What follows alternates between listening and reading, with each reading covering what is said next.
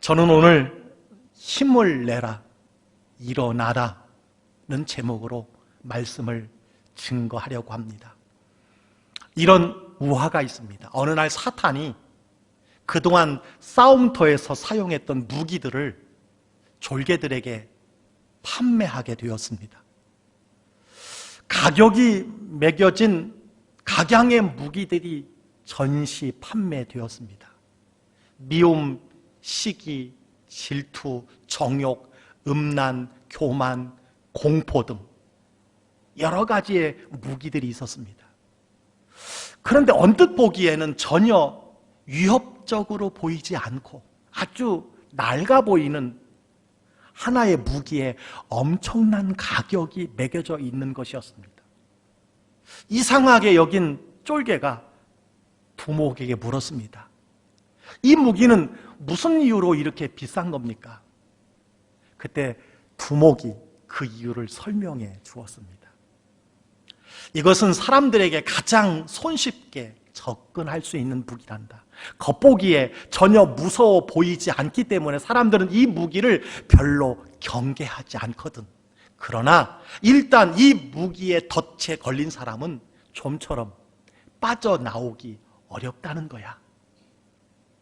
그 무기의 표면에는 낙심이라는 이름이 붙여 있었습니다. 누구나 세상을 살다 보면 가끔은 낙심을 경험할 때가 있습니다. 현재 우리가 살아가는 시대가 바로 이런 시대가 아닐까 생각합니다. 악으로, 깡으로도 살아가기 힘든 시대가 오늘이 아닐까요? 학교에 등교하지 못하는 초, 중, 고 대학생들이 있습니다. 문을 닫고 절망에 빠진 소상공인들, 축하받지 못하는 결혼식, 위로받지 못하는 장례식, 거리는 온통 배달 오토바이로 가득하고 한산해진 길거리, 마스크 뒤로 어두운 사람들의 표정이 일상이 되었습니다. 그래서 오늘 설교 제목이 힘을 내라, 일어서라입니다. 오늘 본문에는 큰 심판을 앞둔 이스라엘 백성들을 향한 하나님의 위로의 말씀입니다. 14절에 이렇게 기록하고 있습니다. 시온에 따라 노래할지어다, 이스라엘아 기쁘게 부를지어다, 예루살렘에 따라 전심으로 기뻐하며 즐거워할지어다. 더 이상 기죽지 말고 노래하며 기뻐하며 즐거워하라고 말씀하고 있습니다. 16절은 이렇게 말씀해주고 있습니다. 그날의 사람이 예루살렘에 이르기를 두려워하지 말라, 시온아 내 손을 늘어뜨리지 말라. 여기 시온은 믿음의 백성을 의미합니다. 손을 늘어뜨리지 말라는 것은요, 힘을 내라는 것입니다. 기운을 내라는 말씀입니다. 다시 말해서 하나님의 자녀들아 힘을 내라, 하나님의 자녀들아 손을 들라는 말씀입니다. 여러분, 이스라엘 백성들이 힘을 내야 하는 이유가 있었습니다. 스바냐 선지자가 활동하던 이 시기는 요시야 왕이 통치하던 때였습니다. 그의 할아버지 므낫세와 아버지 아몬은 종교적으로 정치적으로 악한 왕이었습니다. 예루살렘 성전 안에 태양신과 바알신이 득실거렸습니다. 그들은 우상을 숭배했고 부패와 타락으로 사회는 혼란에 빠졌습니다. 그래서 스바냐의 주제는요, 여호와의 날, 즉 그들을 향한 하나님의 심판이라는 의미를 가지고 있습니다. 바로 이때 하나님께서는 스바냐 선지자를 부르시고 무기력한 백성들에게 새로운 희망의 메시지를 던져주었습니다. 내 손을 늘어뜨리지 말라는 것입니다. 힘을 내라는 거예요. 이스라엘 백성들이 손을 늘어뜨리지 않고 힘을 내야 하는 이유를 가르쳐 주셨습니다.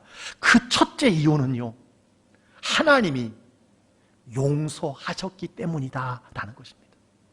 여러분 15절을 보시기를 바랍니다. 여호와가 내 형벌을 제거하였고 내 원수를 쫓아냈으며 이스라엘 왕 여호와가 내 가운데 계시니 내가 다시는 화를 당할까 두려워하지 아니할 것이라. 즉 하나님께서 이 백성의 죄를 용서하셨기 때문에 낙심할 필요가 없다는 것입니다. 선왕들의 죄를 어린 요시아에게 형벌로 내리지 않는다는 하나님의 약속입니다. 부모의 죄를 그 자녀에게 묻지 않으신다는 하나님의 말씀이었습니다. 그렇습니다. 만일 우리가 우리 죄를 자백하면 그는 미쁘시고 의로우사 우리 죄를 사하시며 우리를 모든 불의에서 깨끗게 하실 것이라고 성경은 말씀해 주셨습니다. 우리 하나님은 진노 중에라도 우리가 진정으로 회개하면 뜻을 돌이키시는 용서의 하나님이시라는 것입니다. 여러분, 우리가 세상을 살아가면서 때때로 위축되고 움츠릴 이유가 무엇입니까? 아마 하나님의 뜻대로 살지 못했다는 죄의식 때문이 아닐까 생각을 합니다. 또 하나가 있다면 하나님께서 내게 내린 형벌 때문이 아닐까 이렇게 생각합니다. 하나님께서 나를 징벌하는 것은 아닐까라고 하는 생각이 아닐까 그렇게 여겨집니다. 오늘 스바냐 선지자는 여호와가 내 형벌을 제거하였으니 힘을 내라고 말씀하고 있는 것입니다.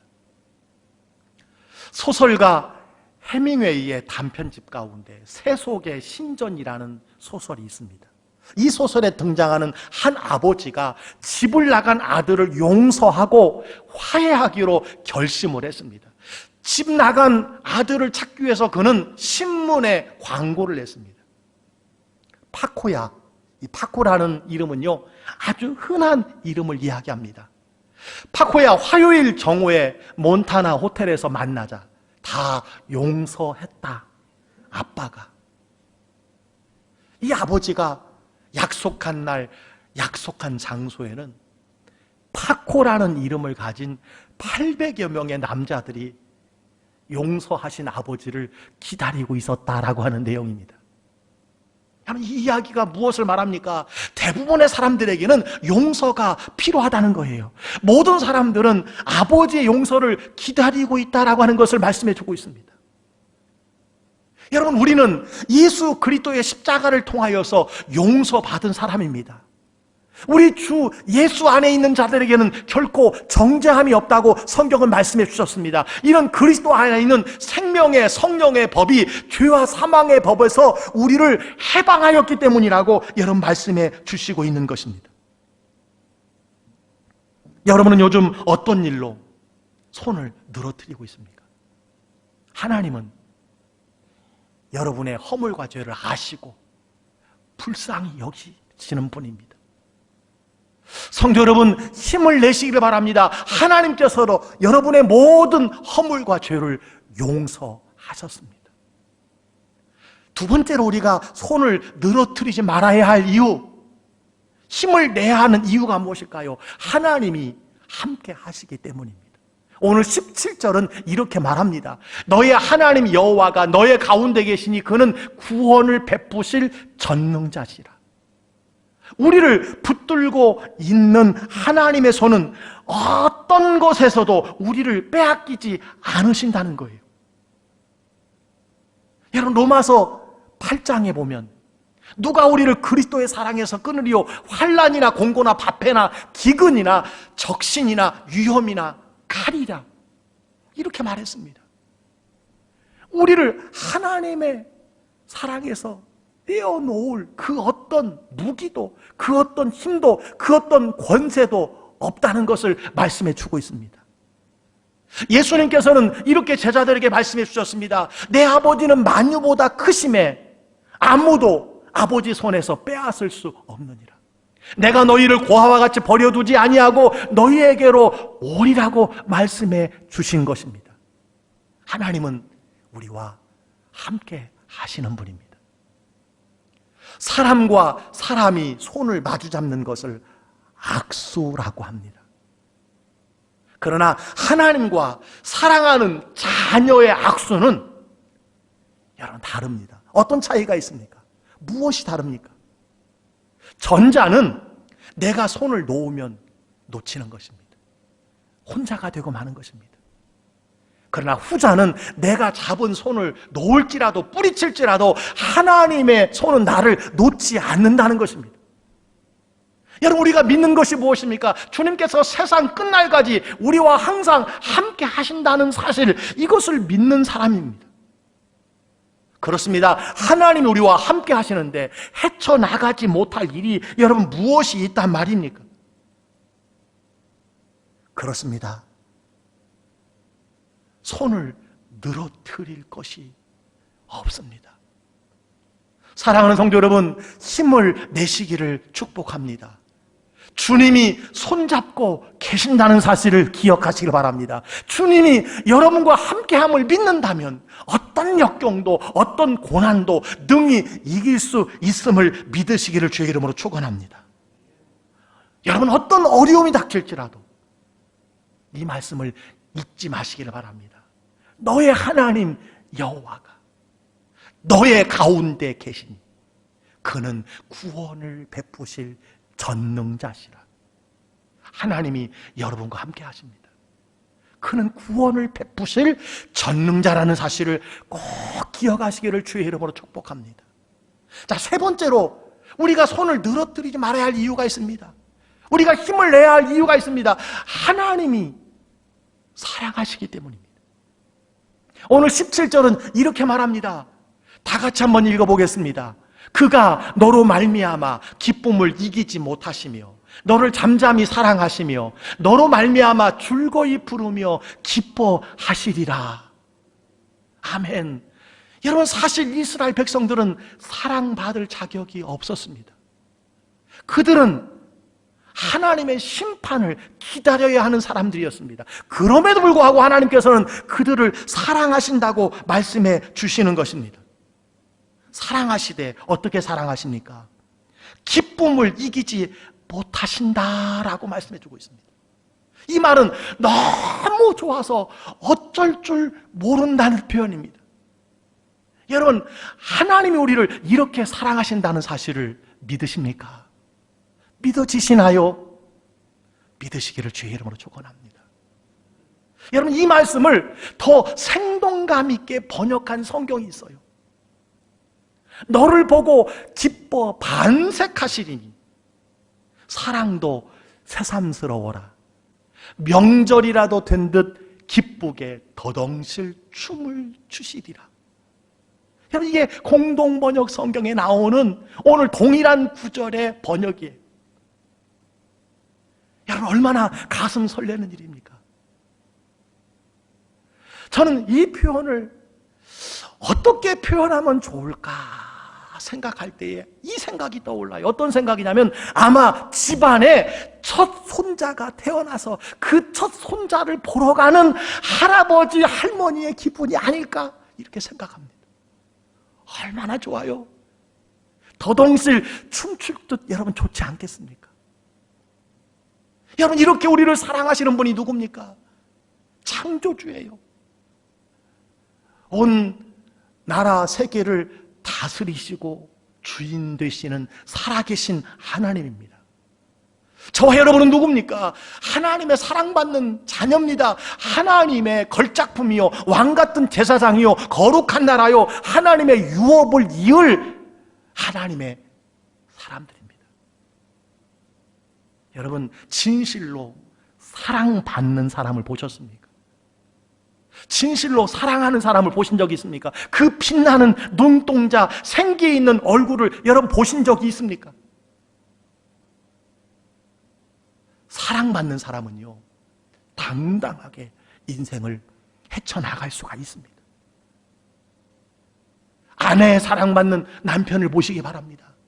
남편의 사랑을 받는 아내를 생각해 보시기 바랍니다. 부모의 사랑을 독차지 않은 자녀를 보시기 바랍니다. 하나님의 사랑을 받는 하나님의 사람들의 인생은 어떠해야 합니까? 손을 늘어뜨리는 것이 아닙니다. 힘을 내야 합니다. 당당히 인생을 헤쳐나가야 된다라고 하는 말씀인 줄 믿습니다. 전에 한번 말씀드린 기억이 있습니다. 어느 시골에서 목회하는 목사님이 계셨습니다. 이분은 동네에서 만나는 사람들마다 손을 들고 샬롬 하고 인사를 하였습니다. 평안하세요라고 하는 뜻이지요. 마침 그 마을 출신으로 서울에서 성공했으나 중병으로 고향에 돌아온 남자가 있었습니다. 목사님은 그 남자를 길거리에서 만날 때마다 손을 높이 들고 샬롬 하고 인사를 했습니다. 일주일에 서너 차례 큰 소리로 샬롬 하고 인사를 했는데 어느 날 이분이 교회에 나오기 시작을 했습니다. 삶을 정리하려고 귀향한 사람인데 한 달이 지나고 1년이 지났는데 죽지 않았습니다. 어느 날 서울에 검진차 다녀오더니 그에게 있던 암이 사라지고 건강해졌다는 것이었습니다. 그는 목사님에게 그동안의 사연을 털어놓기 시작을 했습니다. 암을 선고받은 후 의사도 직장 동료도 형제도 자기를 죽을 놈 취급을 하였는데 목사님이 자기를 처음 보는 순간부터 살롬살롬 하더란 거예요. 그 순간 온몸에 전기 충격을 받은 것처럼 나는 죽을 놈이 아니라 살 놈이구나, 이런 확신이 들기 시작했고 하루에도 수십 번씩 집에 가서 나는 살 놈이야, 나는 살 놈이야, 나는 살 놈이야 라고 여러분 외쳤다는 거예요. 그렇습니다. 그리스도 안에서 죽을 놈은 없습니다. 모두 살 놈이요 샬롬인 줄 믿습니다. 그리스도 안에 오면 다시 사는 것입니다. 평안이 있는 것입니다. 사랑하는 성도 여러분, 힘을 내시기를 바랍니다. 힘없이 손을 늘어뜨리지 말고 다시 일어서시기를 바랍니다. 넘어진 자리에서 다시 일어서시기를 바랍니다. 여러분, 하나님이 우리의 죄를 용서하셨고 하나님이 우리와 영원토록 함께 하신다고 약속하셨고 나를 하나님이 사랑하시는데 왜 손을 늘어뜨리시고 근심하며 좌절하며 살아가고 있습니까? 힘을 내시기를 주의 이름으로 축원합니다. 주님 손잡고 다시 오뚜기처럼 다 일어서시기를 주의 이름으로 축복합니다. 풍전등화의 위기에 빠졌던 이스라엘과 그 백성들이 오늘 스바냐의 이 말씀을 듣고 여러분 어떻게 되었습니까? 요시야의 종교개혁이 시작되었습니다. 우선 성전부터 수리했습니다. 하나님만 예배하겠다는 의지의 표현이었습니다. 또한 성전을 수리하던 중에 율법책을 발견했습니다. 그 발견한 율법책을 서기관이 왕 앞에서 낭독할 때에 이 요시야 왕은 옷을 찢고 회개하며 그가 기도했다고 성경은 기록하고 있습니다. 이 말씀을 들은 백성들은요, 자신의 신앙을 돌아보기 시작했고 자신의 살아온 날들의 하나님 없음을 회개하기 시작을 했습니다. 더러운 우상과 하나님을 섬기는데 방해되는 산당을 허물고 불사르고 다 쓸어버리기 시작을 했습니다. 그리고 수십 년 만에 이스라엘 나라 유다에서 수십 년 만에 유월절을 지켰습니다. 성전의 회복은 말씀의 회복으로 이어졌고 말씀의 회복은 백성들의 예배로 이어졌고 그 예배는 신앙의 회복으로 이어지기 시작했습니다. 성도 여러분, 힘을 내시기를 축복합니다. 넘어진 자리에서 일어서시기를 바랍니다. 썰물의 때가 있으면 밀물의 때가 있습니다. 오르막이 있으면 내리막이 있습니다. 예수 그리스도 안에는요, 어두운 후에 빛이 옵니다. 바람 분 후에 찬잔해집니다. 눈물 난 후에 웃음이 반드시 있습니다. 고난의 십자가 후에 영광의 면류관이 있다는 사실을 기억하시기를 바랍니다. 하나님께서 대한민국, 한국교회 다시 회복시켜 주실 줄 믿습니다. 지금 무슨 일로 인하여 손이 늘어지고 여러분 근심과 두려움 가운데 계십니까? 코로나19 사회 속 거리두기로 어떤 성도님은 8개월 동안 이 예배당에 나오지 않는 분들이 계세요. 물론 기저질환을 가진 어르신들은 그렇게 해야 합니다. 다수는요, 한 달 이상 예배당 예배를 드리지 못했습니다. 안수 집사님인데, 권사님인데, 집사님인데, 교사인데도 불구하고요. 여러분, 지금은 우리가 가능한 한 외출을 자제해야 할 때가 맞습니다. 그러나 여러분, 혹 여러분이 믿는 자인 것을, 예배자라는 사실을, 기도해야 하는 사람이라는 것을 잊고 계시지는 않았는지요? 자기 스스로를 되돌아봐야 합니다. 뉴욕 필하모니 오케스트라의 음악 감독을 역임한 지휘자 레너드 번스타인이라는 사람이 있습니다. 그가 이런 말을 했어요. 하루를 연습하지 않으면 내가 알고, 이틀을 연습하지 않으면 아내가 알고, 사흘을 연습하지 않으면 청중이 안다. 성도 여러분, 예배자 여러분, 하나님의 자녀인 여러분, 우리도 마찬가지라고 생각합니다. 하루를 기도하지 않으면 내가 알아요. 이틀을 기도하지 않으면 가족이 압니다. 사흘을 기도하지 않으면 그 누구라도 하나님의 은혜를 망각할 수 있다는 사실을 기억해야 돼요. 주일에는 예배에 나오지 못하지만 더불어 함께하던 신앙생활에서 홀로 하나님 앞에서의 신앙생활, 여러분 잘 점검해야 합니다. 주일 예배에서 가정과 생활 속 예배자로 주중 교회를 방문하셔서 여러분 한 달에 한 번이라도, 2주일에 한 번이라도, 하루에 한 번이라도 여러분 교회에 나와서 기도하실 수 있는 분들은 기도하셔야 된다고 생각을 합니다. 온라인 예배 가능하면 알람을 맞춰놓고 여러분 들으시기를 바랍니다. 새벽 기도에 참여하시기를 바랍니다. 사랑하는 성도 여러분, 하나님은 우리의 모든 죄를 용서하심으로부터 죄로 자유를 주셨습니다. 하나님은 어떤 상황에서도 우리와 함께 하심으로 구원하시는 전능자이십니다. 하나님은 우리를 변함없이 잠잠히 사랑하고 계시는 분입니다. 오늘도 여러분 때문에 기쁨을 이기지 못하시고 춤을 추시며 잠잠히 사랑하시는 하나님으로 말미암아 코로나19로 찾아온 모든 낙심, 절망, 두려움, 그리고 손을 늘어뜨린 좌절과 절망, 여러분 다 이기시고